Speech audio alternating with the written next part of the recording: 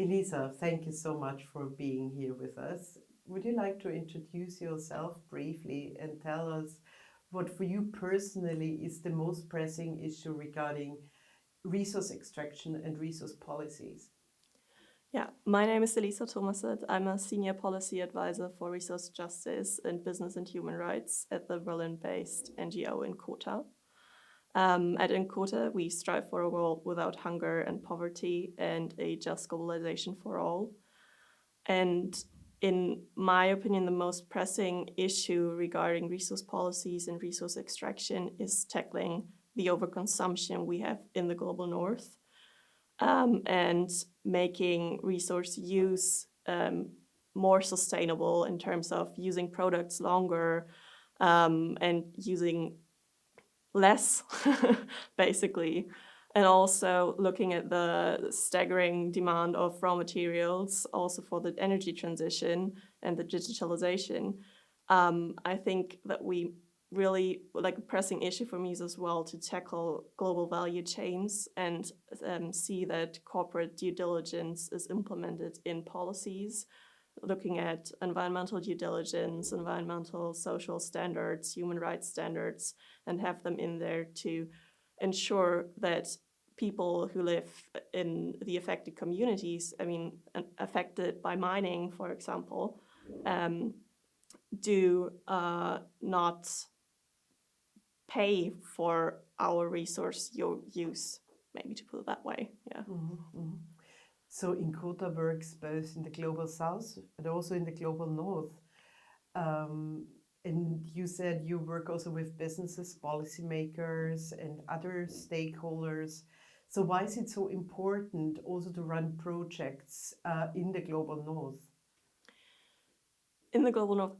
Yeah, so I think INKOTA has like this dual approach, as you say, that in my work as a policy advisor, I'm mostly trying to advocate for more environmentally friendly, social, and globally just raw materials policies, both at an EU and German level, um, which is kind of trying to create a framework or create conditions in which people along global value chains regarding raw materials can have a good life and like have conditions in which they can live and work and strive.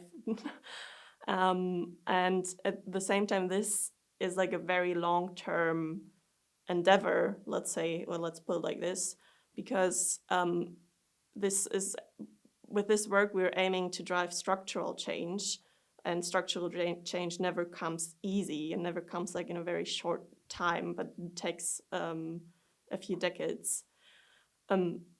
Yeah. What does that look like? Yeah. Yeah, that's a question I'm frequently asked also by friends and family. And I think, well, it's a mixture of different things. So on the one hand, we're trying to do like a lot of like campaigning work and also like educational formats. So we are doing a bit about workshops in schools, in universities, in all kinds of groups, societal groups, um, to kind of raise awareness about the topic, because a lot of people, in my opinion or in my experience, are not aware what resource use or raw materials, and especially the extraction, are really causing and what like comes with it. So this is like one side of it. And another part is cooperating with other NGOs who are working in the same field. So we have like a working group on raw material policies in Germany and also at the EU level. And the one in Germany, we are trying to coordinate and also to find common demands and to find agreement in our demands to have like a louder voice that um, we can represent in front of policymakers. So we're heard. What else do we do? We in our work we also cooperate with partners from affected communities. So we have partner organizations, mostly other NGOs or movements sometimes. And we try to coordinate with them and speak to them. What are their concerns? What are their demands? What do they want to see as a change in order to create stronger demands that are not just like from the global north perspective, what we think would be better for the global south, but actually on a cooperative level to kind of create a demand, that also reflects the perspectives of the people that are affected by it and not only by the people who are observing. And of course, we are also writing studies, writing position papers, discussion papers on topics that are so far not considered in policymaking, or maybe not enough in our opinion. I think. For NGOs, often it's kind of difficult to engage with corporations or to convey the messages or the concerns to corporations in order to have an impact on corporate conduct and so on. So how would you envision the dialogue with corporations? I think it is important to get corporations on board as well, because they will be responsible to look at their value chains to make sure that they are transparent, that they can see and they have an impact on what is happening in downstream and upstream value chains, meaning, well, I'm not sure, should I explain? Okay. Meaning value chains before the product is finished and sold, and also after it is disposed, what happens afterwards. And I think cooperating with corporations can also include a different perspective to it, especially if it's corporations that are already interested in social and environmental governance and due diligence practices. So, for example, we were working in a project, in a multi-stakeholder initiative with the automotive industry, trying to establish a grievance mechanism in the value chain, like the upstream value chain, and kind of trying to get to ensure that workers along this value chain get to get access to their rights and can do something if something is wrong, and can issue their demands and what's happening, for example. Coming back to the global south, global north interconnections. So what is your take on cooperation and solidarity? What role does this play? Well, as I said before, I think it's important to cooperate with communities that are directly affected by the resource consumption, caused by the global north, but also maybe enhanced by certain policies. So maybe to give you an example of how that looks like in our daily work, currently we're working on establishing like more of a cooperative framework regarding the implementation of the circular economy.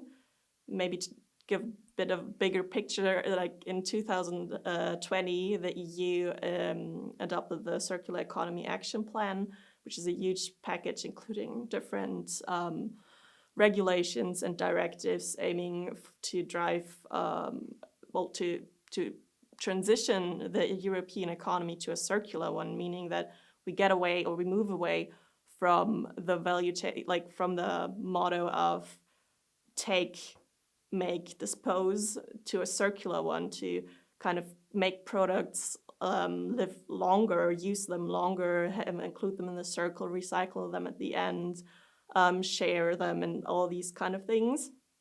And this concept has a lot of criticism in itself, which I'm not going to talk about now. What I'm referring to, what we're working on at the moment, is like adding a global perspective to it, because as of now, global aspects of the transition to a circular economy in the EU are basically not considered in the policy area.